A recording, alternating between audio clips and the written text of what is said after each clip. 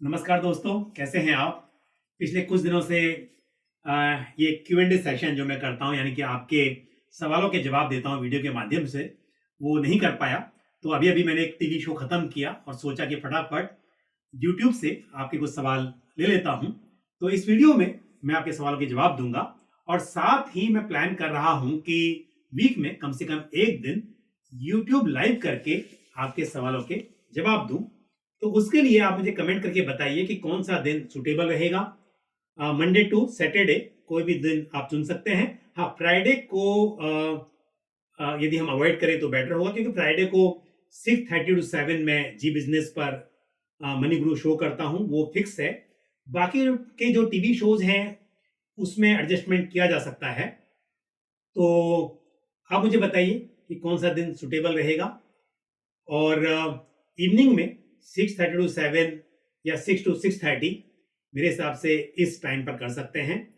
तो मुझे इंतज़ार रहेगा आपके जवाब का, पर फिलहाल मैं देता हूँ आपके कुछ सवालों के जवाब। तो पहला सवाल जो मैं ले रहा हूँ, ये पूछा है सुनीता जी ने और मैं सवाल आपका लूँ उससे पहले आपका धन्यवाद कहूँगा कि आपने मेरे काम की तारीफ़ की है और आपने बताया कि शादी के बाद आपने अपना जॉब छोड़ दिया और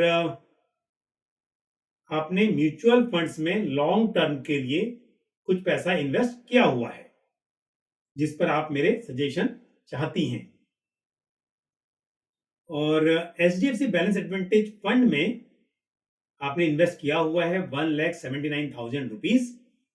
ये अभी की वैल्यू है या आपने इतना अमाउंट इन्वेस्ट किया था, ये क्लैरिटी नहीं है। आपने लिखा है आईओएफ। आईओएफ ये फंड ऑफ फंड एफओएफ होगा। वो भी स्कीम कौन सी है आपने नहीं बताई है, क्योंकि आईसीआईसीआई प्रूडेंशियल के पास कई फंड ऑफ फंड्स हैं। उसमें 40,800 rupees, ICICI Prudential large and mid cap fund में 3,86,000 rupees, Kotak emerging equity fund में 90,100 रुपीज और पराग पारिक ईएलएसएस में 90,000 रुपीज। साथ ही पराग पारिक फ्लेक्सी कैप फंड में 2 lakh rupees, SBI small cap fund में 2,500, क्वांट एक्टिव फंड में 1,800। और आपने कहा है कि सभी इन्वेस्टमेंट आपके एसआईपी के जरिए हैं और लमसम के जरिए भी है। मतलब मैं समझ सकता हूँ कि जो बड़ा अमाउंट इकट्ठा हो गया है शायद वो लमसम होगा और उनमें आप शायद एसआईपी भी कर रही हैं, आपने बताया नहीं। बट बेशक जो 2,500 रुपये एसबीआई स्मॉल कैप में है, क्वांट एक्टिव में 1,800, ये तो मुझे समझ रहा है कि आप यहाँ पर एसआईपी कर रही हैं।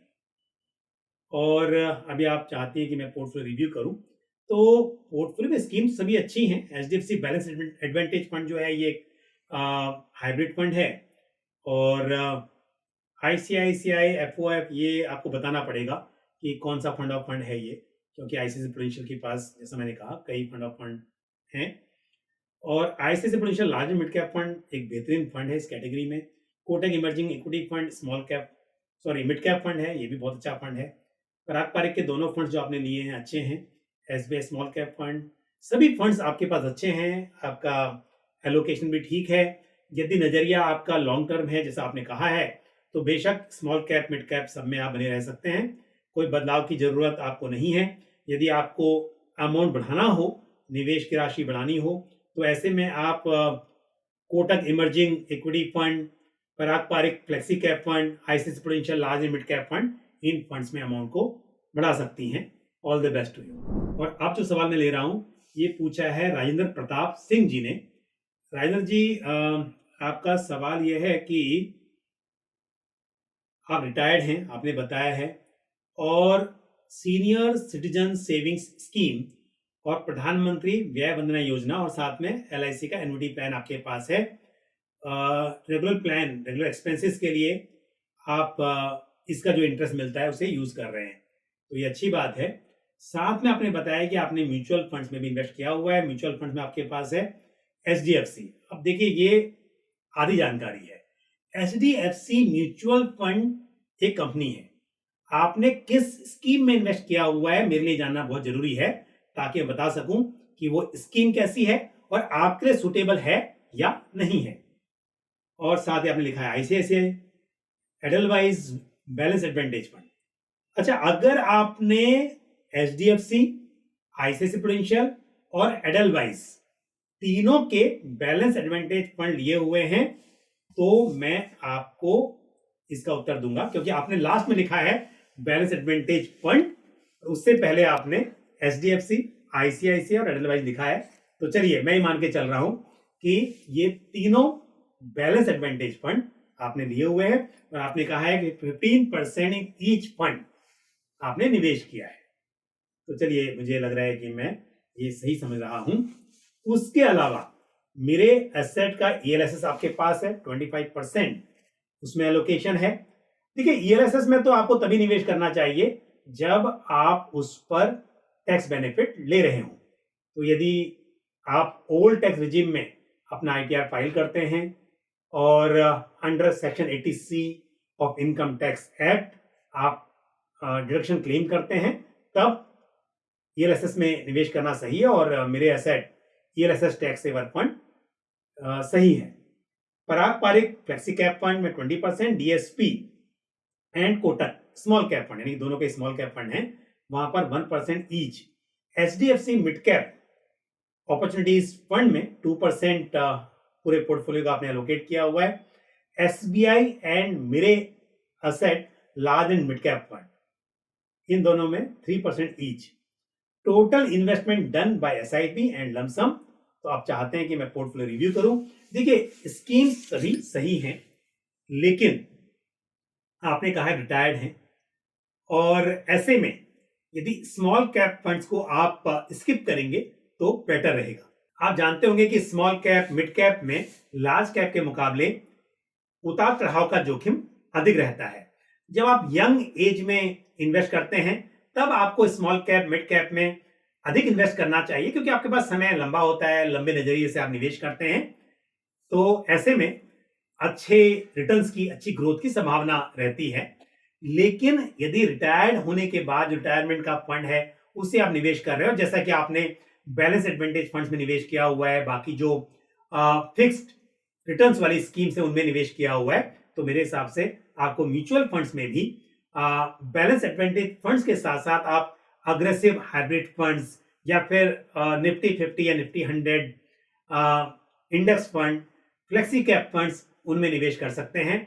Small cap mid cap funds आप अवॉइड कर सकते हैं। बाकी स्कीम्स अच्छी हैं, लेकिन आपके लिए ये सूटेबल शायद ना हो, इसके लिए मेरा सजेशन, जैसा मैंने कहा कि स्मॉल कैप मिड कैप को लेकर थोड़ा सा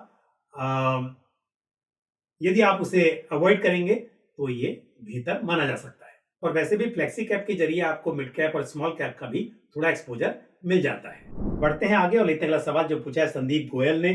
संदीप जी, आपने कहा है कि आप अपने फादर के नाम से म्यूचुअल फंड्स में इन्वेस्ट करना चाहते हैं जिनकी एज 70 ईयर्स है, और आप चाहते हैं कि पैसा आपका काफी हद तक सुरक्षित रहे और यहाँ पर जो टैक्स लायबिलिटी हो वो इनकम टैक्स स्लैब के हिसाब से हो, स्पेशल रेट पर ना हो।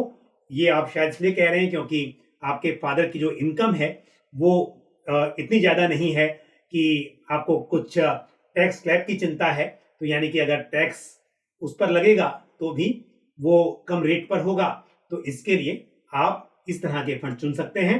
तो अब आपने कहा है कि प्रिंसिपल सेफ रहे, तो म्यूचुअल फंड में आप जानते होंगे कि कोई भी स्कीम हो वो सब्जेक्ट टू मार्केट रिस्क है, लेकिन यदि हम ऐसी स्कीम में निवेश करें जहां पर इक्विटी की मात्रा कम हो, इक्विटी एलोकेशन कम हो, डेट ज्यादा हो, तो वहां पर उतार चढ़ाव की संभावना कम रहती है। तो ऐसे में एक तो आप कंजर्वेटिव हाइब्रिड फंड में इन्वेस्ट कर सकते हैं। कंजर्वेटिव हाइब्रिड फंड में इक्विटी एलोकेशन 10% to 25% के बीच होता है, तो ये कंसिडर किया जा सकता है। हालांकि देखिए इक्विटी एलोकेशन है तो यहां पर भी जो उतार चढ़ाव का जोखिम है वो तो रहेगा, लेकिन फिर भी क्योंकि एलोकेशन काफी कम है तो ये मेरे हिसाब से एक सही चॉइस हो सकती है। और ऐसे में ICICI prudential regular saving fund आप कंसिडर कर सकते हैं। इसके अलावा एसबीआई कंजर्वेटिव हाइब्रिड फंड भी कंसिडर किया जा सकता है। और यदि आप इक्विटी एलोकेशन बिल्कुल भी नहीं चाहते हैं तो आपके पास डेट ओरिएंटेड स्कीम्स की चॉइस है, और डेट में ये डिपेंड करता है कितने समय के लिए निवेश करना है। फिर भी मैं कहूँगा कि आप अपने फादर के लिए निवेश करना चाहते हैं, तो ऐसे में आप एक banking and PSU debt fund consider कर सकते हैं। और ऐसे में अगेन आईसीआईसीआई प्रूडेंशियल या फिर Aditya Birla sun life mutual fund, इनमें से किसी भी फंड हाउस का banking and PSU debt fund consider कर सकते हैं। अगला सवाल मैं ले रहा हूं, ये पूछा है एसके मकसूद ने। मकसूद जी, आपने कहा है कि आपको 10 लाख रुपए निवेश करने हैं लमसम में, और 4 फंड्स के नाम आप जानना चाहते हैं। 10 से 15 साल का नजरिया है। 10 से 15 साल की बात कर रहे हैं तो लंबा नजरिया है। ऐसे में एक फ्लेक्सी कैप फंड आप अपने पोर्टफोलियो में शामिल कर सकते हैं, और फ्लेक्सी कैप फंड में आप Bajaj Finserv flexi cap fund, इसे आप कंसिडर कर सकते हैं। हालांकि नया फंड है, लेकिन फंड का जो पोर्टफोलियो है मुझे अच्छा लग रहा है, इसमें किया जा सकता है। उसके अलावा यदि पुराने फंड की बात करें तो Nippon India flexi cap fund भी अच्छा फंड है, तो एक फ्लेक्सी कैप फंड आप शामिल करें। दूसरा एक large and mid cap fund, और लार्ज एंड मिड कैप में ICICI Prudential large and mid cap fund या Motilal Oswal large and mid cap fund consider किया जा सकता है। और साथ ही एक मल्टी एसेट एलोकेशन फंड को भी आप अपने पोर्टफोलियो में शामिल कर सकते हैं। और मल्टी एसेट एलोकेशन के लिए ICICI prudential multi asset fund एक बेहतरीन फंड है, और साथ ही एक मल्टी कैप फंड को भी आप अपने पोर्टफोलियो में शामिल कीजिए। और मल्टी कैप के लिए कोटक मल्टी कैप फंड एक मेरे हिसाब से अच्छा फंड है। तो ये 4 फंड्स मैंने आपको बताए, यानी कि जहां मैंने कहा है कि ये या वो, उन दोनों में से आपको एक फंड चुनना है, लेकिन कुल मिलाकर आप 4 फंड्स इस तरह से चुन सकते हैं, और लंबे समय के लिए ये फंड्स आपके पोर्टफोलियो में रह सकते हैं। और अगला सवाल जो मैं ले रहा हूं, ये पूछा है सुजीत जी ने। सुजीत जी, आपने कहा है कि एसबीआई कॉन्ट्रा फंड को मैं रिव्यू करूं। देखिए, एसबीआई कॉन्ट्रा फंड जो है काफी पुराना फंड है, और ये कॉन्ट्रा रेन फंड है। कॉन्ट्रा रेन का मतलब होता है कि ऐसे स्टॉक सिलेक्ट करना जो कि अच्छे प्राइस पर अवेलेबल हो, जहां पर इस वक्त पर इन्वेस्टर्स का ध्यान ना हो, इन्वेस्टर्स इंटरेस्ट ना ले रहे हो, लेकिन लॉन्ग टर्म में वो शेयर्स अच्छे लग रहे हो, उनमें पोटेंशियल दिखाई दे रहा हो, तो फंड मैनेजर्स इस तरह के स्टॉक्स सेलेक्ट करते हैं। तो जैसे वैल्यू ओरिएंटेड फंड्स होते हैं, करीब करीब उसी तरह से कॉन्ट्रा रेन फंड्स भी मैनेज किए जाते हैं। और हम बात करें स्पेशली एसबीआई कॉन्ट्रा फंड की, जो कि बहुत ही पुराना फंड है, तो इस फंड में फ्लेक्सिबिलिटी है अक्रॉस द सेक्टर्स और across the market cap invest करने की। लेकिन जैसा मैंने कहा कि कॉन्ट्रा रेन व्यूज होते हैं स्टॉक सिलेक्शन के लिए, और इस वक्त पर यदि देखा जाए तो इस फंड का इन्वेस्टमेंट मेजरली लार्ज कैप में है, फॉलोड बाय मिड कैप, और मामूली सा इन्वेस्टमेंट स्मॉल कैप में भी है। लेकिन समय समय पर यह एलोकेशन चेंज भी हो सकता है। जब कभी फंड मैनेजर को ऐसा लगेगा कि मिड कैप और स्मॉल कैप की वैल्यूएशंस बेटर हैं, वहां पर एलोकेशन बढ़ाना चाहिए, तो शायद फंड मैनेजर ऐसा भी करेंगे। तो अच्छा फंड है। यदि आप पहले से डाइवर्सिफाइड फंड्स जैसे कि flexi cap, multi cap, large and mid cap, इस तरह के फंड्स में निवेश कर रहे हैं, और अब आप एसबीआई कॉन्ट्रा फंड में इन्वेस्ट करना चाहते हैं, तो बिल्कुल आपको करना चाहिए। लेकिन यदि कोई निवेशक पहली बार शुरुआत कर रहा हो, तो मेरी राय ये होगी कि मल्टी कैप और फ्लेक्सी कैप फंड से शुरुआत करनी चाहिए। हालांकि आपने पहले भी मुझसे सवाल पूछा, मैं जानता हूं कि आप ऑलरेडी कई फंड्स में निवेश कर रहे हैं, तो ये फंड भी यदि आपके पोर्टफोलियो में है या यदि आप ऐड करना चाहते हैं, तो बेशक आप कर सकते हैं। और अब लेते हैं आज आखिरी सवाल जो पूछा है नेहा कुमारी जी ने। नेहा जी, आपने पूछा है कि क्या इमरजेंसी फंड के 70% अमाउंट को कंजर्वेटिव हाइब्रिड फंड में निवेश किया जा सकता है? तो बिल्कुल किया जा सकता है। कंजर्वेटिव हाइब्रिड फंड में इक्विटी एलोकेशन 10% टू 25% के बीच होता है, इसके आसपास होता है। तो यदि आपका इन्वेस्टमेंट है कंजर्वेटिव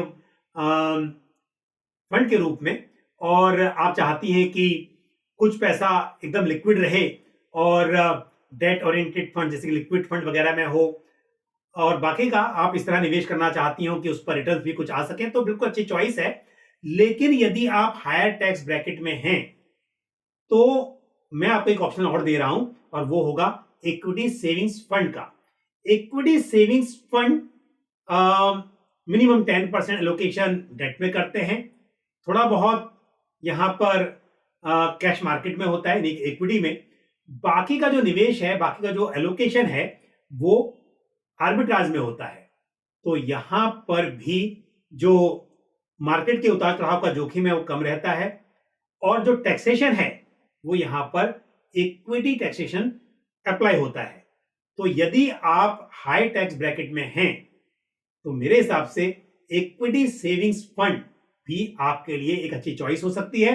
लेकिन निवेश करने से पहले देख लें कि उसमें एग्जिट लोड एप्लीकेबल है या नहीं है, और एग्जिट लोड जो है वो कितने दिन के लिए एप्लीकेबल है।